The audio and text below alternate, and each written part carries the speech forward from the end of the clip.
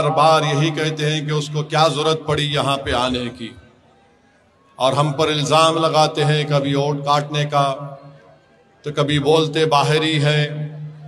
मगर हम आपको बताना चाहते हैं कि बिहार भारत का हिस्सा है और रहेगा इंशाअल्लाह। हैदराबाद भारत का हिस्सा है और रहेगा इंशाअल्लाह ताला।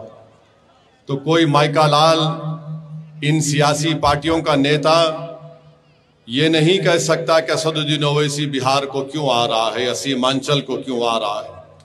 हम जब तक अल्लाह हमको जिंदा रखेगा हम सीमांचल को आते रहेंगे। कोई माइका लाल अगर हिम्मत है तो रोक के दिखाए हमको। और हम क्यों आते हैं आपको बताते हैं।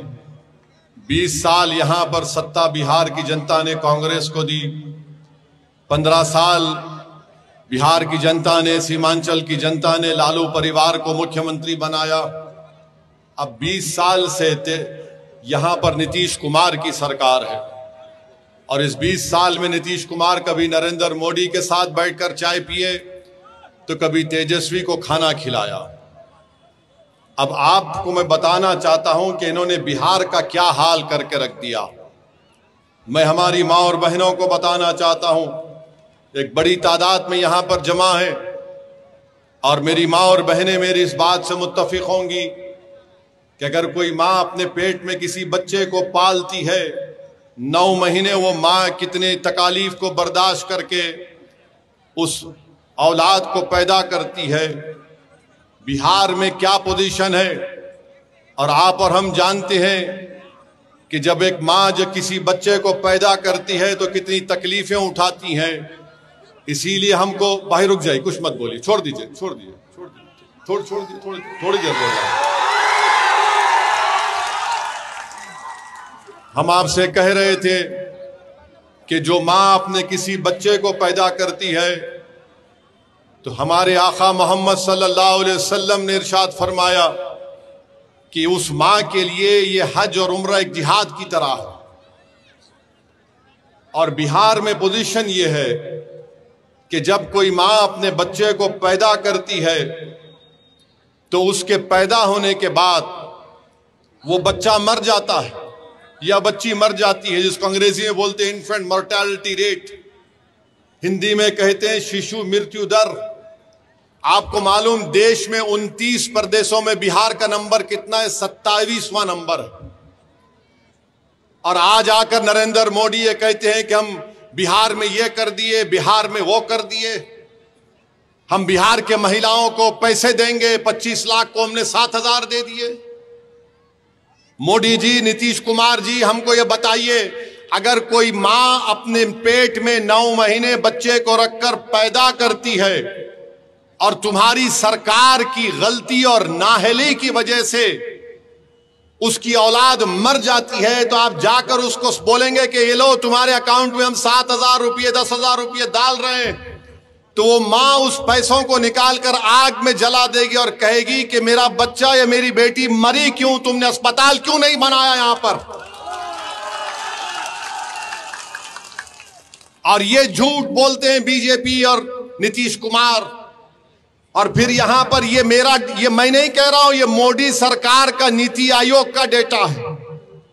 फिर जो बच्चे अंग्रेजी में बोलते स्टंटेड, जिसको हिंदी में बोलते अविकसित बच्चे, कि क्या पोजीशन है बिहार का? 29 प्रदेशों में 27।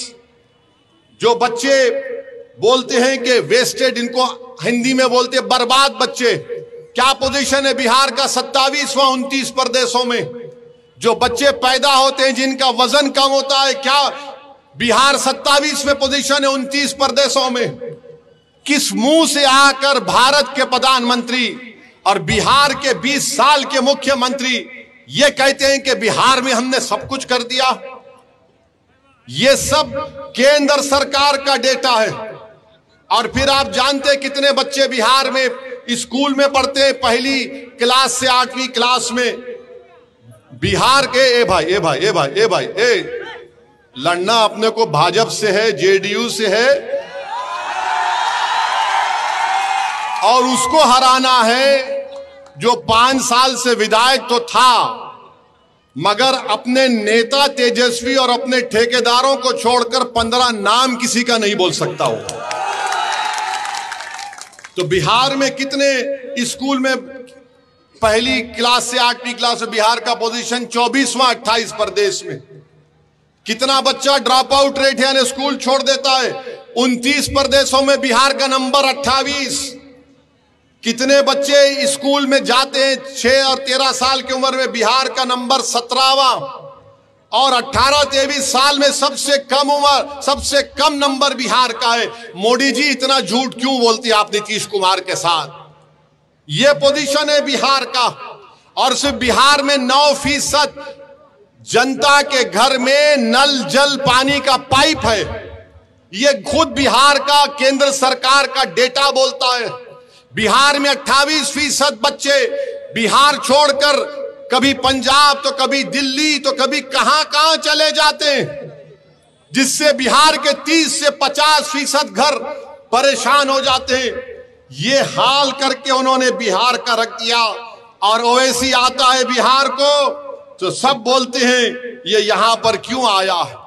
अब आ जाइए सीमांचल का। सीमांचल में जो बच्चे पैदा होकर मर जाते हैं, जिसको मृत्यु दर बोलते हैं, यानी जिसको हमने अभी आप संग्रह हिंदी में कहा शिशु मृत्यु दर, सीमांचल में वो है किशनगंज जिले में सबसे ज्यादा है। इसका जिम्मेदार कौन है बताओ आप? मेरी इज्जतदार मां और बहनों, 11 तारीख को वोट अगर आप डालने जाएंगी तो हम जो बात आपके सामने रख रहे हैं उसको याद रखकर आप अपने वोट का इस्तेमाल करिए। फिर आप ये भी देखिए पूरे बिहार में सबसे ज्यादा पहले कौन मरता है? मुसलमान मरता है। ये गवर्नमेंट का डेटा है, ओवैसी का भड़काऊ भाषण के जुमला नहीं है। ये बिहार और केंद्र सरकार कह रही है सबसे ज्यादा पहले मरने वाला मुसलमान है। और गुर्बत कितनी है बिहार में अल्पसंख्यक समाज मुसलमान की।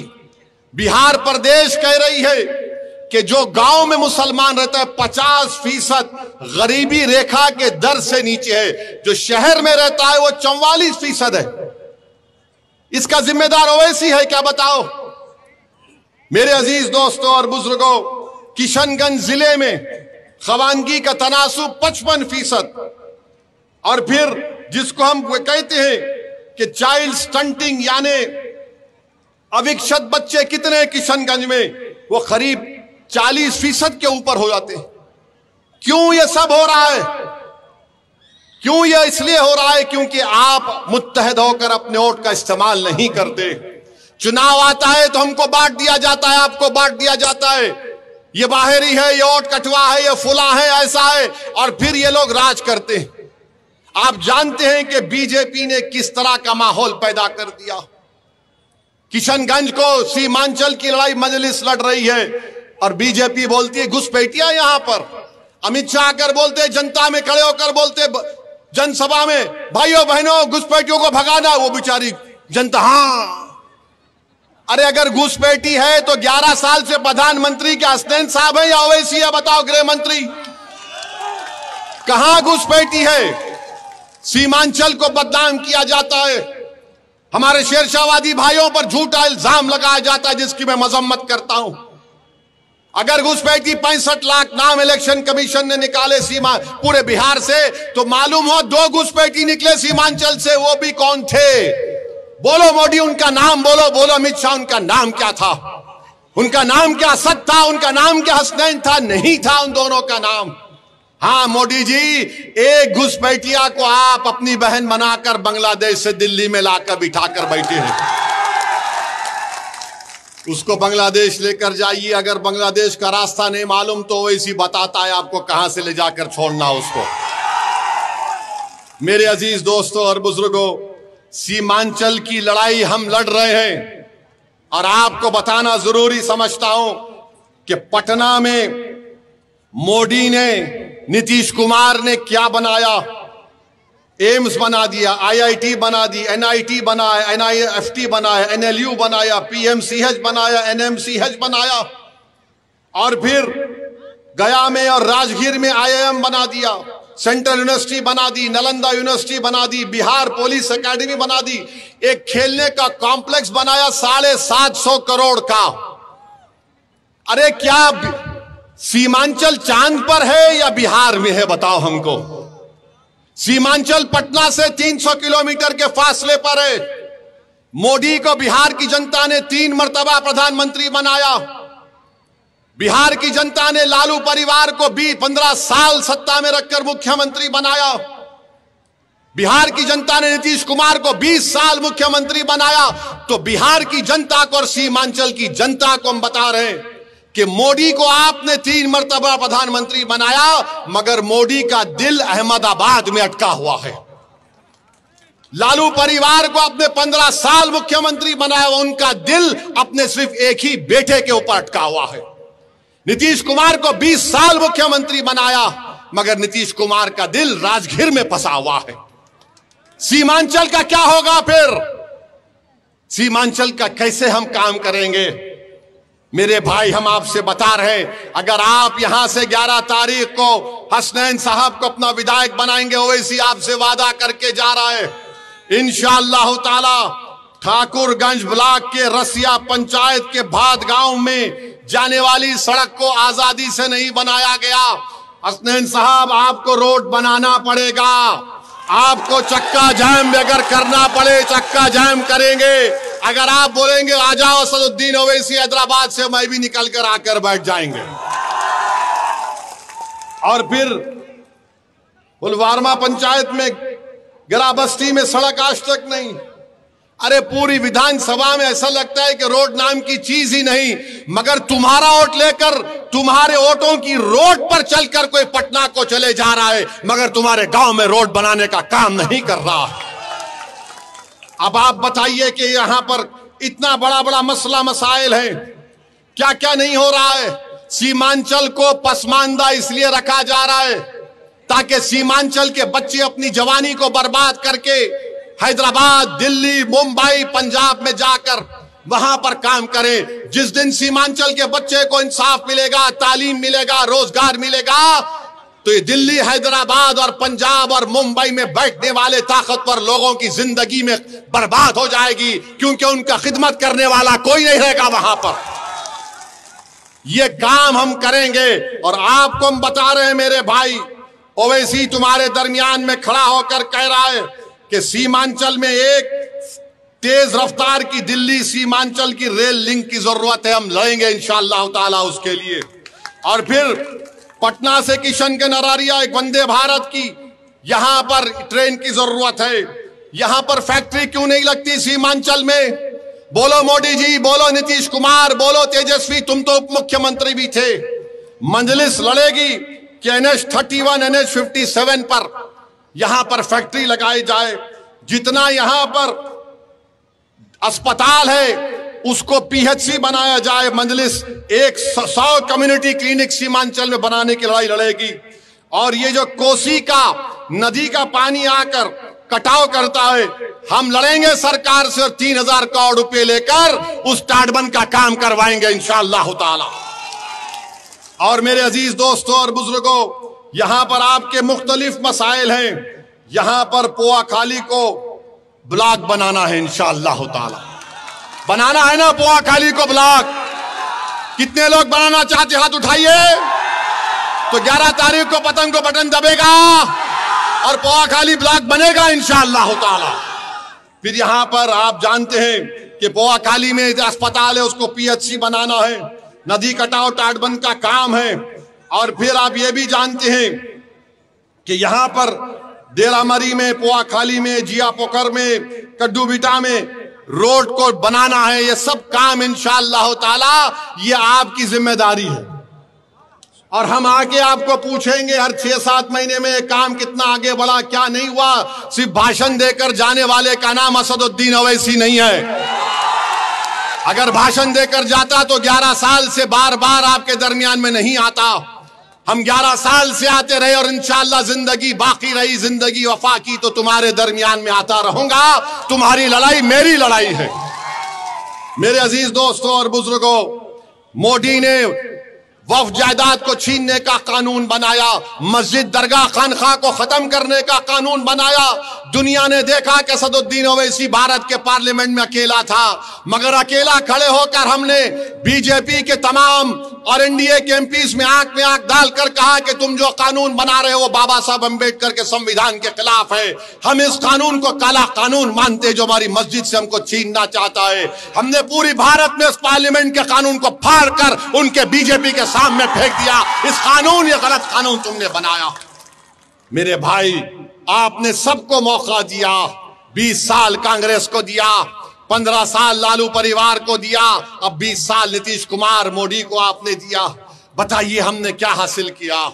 हम सिर्फ वोट डालने की मशीन नहीं है कि कोई आएगा और बोलेगा ये देख लो वो देख लो और कुछ नहीं होगा। आप बताइए, ये जो गठबंधन है, हम तो मिलना चाह रहे थे। खत लिखा अख्तरुल ईमान ने, मैं अख्तरुल ईमान को सलाम करता हूं। अख्तरुल ईमान पिछले 11 साल से मंजलिस के झंडे को लेकर सीमांचल के कोने कोने में और बिहार के कोने कोने में लेकर गए। वो नहीं करना चाहते थे तो हम तो भीख नहीं मांग सकते। हमने तय कर लिया कि हमारी लड़ाई सम्मान की लड़ाई है, हमारी लड़ाई इज्जत को हासिल करने की लड़ाई है, हमारी लड़ाई बराबरी की लड़ाई है और हमारे मुकद्दर के फैसले हम करेंगे। पटना और दिल्ली में बैठने वाला कोई जालिम हुक्मरान हमारे बच्चों के, नौजवानों के, मां और बहनों के मुस्तकबिल का फैसला नहीं करेगा। हम नहीं होने देंगे इसको। इसलिए हमको सियासी ताकत को हासिल करना है, हमारे विधायक को बनाना है। आप बताइए, यहां से जो राजद का उम्मीदवार है, उनके वालिद मरहूम की अल्लाह मग़फ़िरत करे, मैं उनकी बहुत इज्जत करता था, मगर आप उनसे पूछ लीजिए जब वो दोबारा आएंगे, मौलाना साहब से पूछ लीजिए, सऊद साहब आप तेजस्वी का नाम छोड़कर, अपने ठेकेदारों का नाम छोड़कर पूरे ठाकुरगंज में 20 अहम लोगों का नाम बता दो। नहीं बता पाएंगे, कुछ काम नहीं किया। और आज आकर ये गठबंधन वाले बोलते हैं हम ऐसा कर देंगे। अरे मेरे भाई, तेजस्वी ने जो लंबी छोड़ी है ना, वो मोदी के कंपटीशन में आ गया झूठ बोलने के। मोदी ने कहा था 15 लाख देंगे, 15 लाख मिले। मोदी ने कहा था 1 करोड़ नौकरी दिया जाएगा, मिला। तो तेजस्वी ने कहा कि मोदी से ज्यादा जाऊंगा।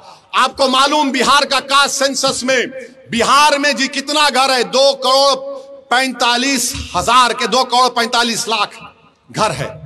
ये कहता है सबको घर दिए जाएंगे। तुमको मालूम, भारत सरकार में 55 मंत्री मिनिस्टर्स हैं। कितने नौकर भारत सरकार में काम करते हैं आपको मालूम? कितने? एक अंदाजा लगाओ। पूरे भारत के सरकार में, भारत की सरकार में 30 लाख लोग काम करते हैं। कितना? 30 लाख। तेजस्वी बोल रहा है कि 2,75,00,000 घर जो है उनको सबको नौकरी दूंगा। अब आप तो सोचिए, बिहार की जनता, सीमांचल की जनता इतनी भोली नहीं है कि तुम आकर लंबा छोड़ दो और वो कबूल कर ले। अच्छा, आपको मालूम, अगर चलिए मान लिए कोई यहां से उठ के बोलेगा वो इसी तुम्हारे को क्या तकलीफ हो रही है, देगा वो। अच्छा देगा ना, कितना पैसा लगेगा? अभी अगर वो 2,75,00,000 लोगों को नौकरी देगा तो कम से कम 25,000 तो देना पड़ेगा ना, 25,000। अब तुम उसका हिसाब कर लो, उसके लिए पैसा पड़ेगा 8,28,000 करोड़ रुपये। 8,28,000 करोड़ रुपये। पूरा बिहार सरकार का बजट कितना है? सालाना 2 लाख करोड़ का। ये कहां से लाएंगे बाबा तुम 6 लाख? पैसा तो झाड़ पे नहीं उगता ना। तो तेजस्वी बोलेगा ऐसी भड़काऊ भाषण देता है, वोट काटनी है तुम्हारा, इस पर भरोसा मत करो। अरे बाबा तुम बताओ तो सही, कहां से लाओगे? किधर से लाओगे?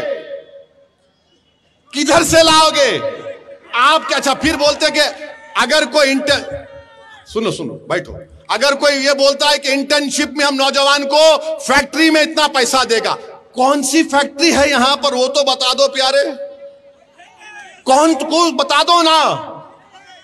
कुछ नहीं है मगर आकर बोल दिए। अच्छा आप ये बताइए, वक्फ का कानून पार्लियामेंट में बनता है ना, देश के लिए बना पार्लियामेंट में, बिहार सरकार ने तो नहीं बनाया, अगर बिहार सरकार बनाती तो दूसरी सरकार आके खत्म कर देती। मैं कह रहा हूं कि वक्फ का कानून काला कानून है। ये कह रहे हैं कि हम आएंगे तो कानून को बंद कर देंगे। कैसा बंद करेंगे? अरे पूरे देश का बना हुआ है बाबा। अगर तुझे नहीं मालूम तो कोई वकील को बिठाकर सुन ले, समझ ले, उसके बाद कुछ बोल दे। और फिर आप इस तरह की बात करके चले जाते हैं। मेरे अजीज दोस्तों और बुजुर्गों, मैं आपको बता रहा हूं, मैं ठाकुरगंज की जनता को पैगाम दे रहा हूं, आप मेरी बात को गौर से सुनिए। तेजस्वी यादव के बगल में बैठकर वीआईपी पार्टी के हमारे मुकेश भाई को मैं सलाम करता हूं। उन्होंने अपनी समाज के इत्तेहाद पर पूरा भरोसा करके कहा कि मल्ला समाज तेजस्वी के साथ है। अगर हमको सत्ता मिलेगी तो मल्ला समाज पूरे बिहार में 3% है। उप मुख्यमंत्री मैं बनूंगा। वीआईपी ने कहा कि मल्ला का बेटा उप मुख्यमंत्री बनेगा और जो 17% अल्पसंख्यक समाज बिहार में है वो क्या करेगा? दरी बिछाएगा। तुम दरी बिछाओगे या मुख्यमंत्री बनोगे? हाथ उठाकर जवाब दो। तुम मुख्यमंत्री बनना चाहोगे? अरे जोर से बोलो कि मुख्यमंत्री बनेंगे। जब मुख्यमंत्री बनने का दावा कर रहे तो याद रखो मेरी इस बात को, अगर मल्ला का बेटा उप मुख्यमंत्री बनेगा तो मोहम्मद का बेटा भी प्रधानमंत्री या फिर मुख्यमंत्री बनेगा इंशाअल्लाह ताला। अबू बकर का बेटा भी मुख्यमंत्री बनेगा, उस्मान अली का बेटा भी मुख्यमंत्री बनेगा, उमर का बेटा भी बनेगा और फातिमा का बेटा भी बिहार का मुख्यमंत्री बनेगा। यह कोई बात नहीं है कि हम अपने मकसद में कामयाबी हासिल ना कर सकें। अपने ख्वाब देखो, याद रखो, तुम जितने ख्वाब देखोगे और अल्लाह की जात पर भरोसा करोगे और जुस्तजू करोगे हक के रास्ते में, तो जिस तरह तुम जुस्तजू करोगे रास्ते आराम से साफ होते जाएंगे। मगर अगर तुम पहले से ही सोच लोगे ये क्या बात कर रहा है, मेरे भाई ये होने वाली चीज है इंशाअल्लाह ताला। तो आप तैयार हैं अपना मुख्यमंत्री बनाने के लिए? तो 11 तारीख को क्या करना पड़ेगा आपको? ठाकुरगंज में क्या आवाज आएगी बताओ? किस पर बटन दबेगा? पुवाखाली में क्या आवाज आएगी? पतंग पतंग की आवाज आनी चाहिए। तो इंशाअल्लाह ताला इस उम्मीद पर जा रहा हूं कि आप लोग अपने इत्तेहाद की ताकत और कुव्वत पर इंशाअल्लाह यहां से मजलिस के उम्मीदवार को एमएलए बनाएंगे ताकि ठाकुरगंज में सही मानों में ये तरक्याती और विकास का काम हो सके। आपका बहुत बहुत शुक्रिया। अस्सलाम वालेकुम व रहमतुल्लाहि व बरकातहू।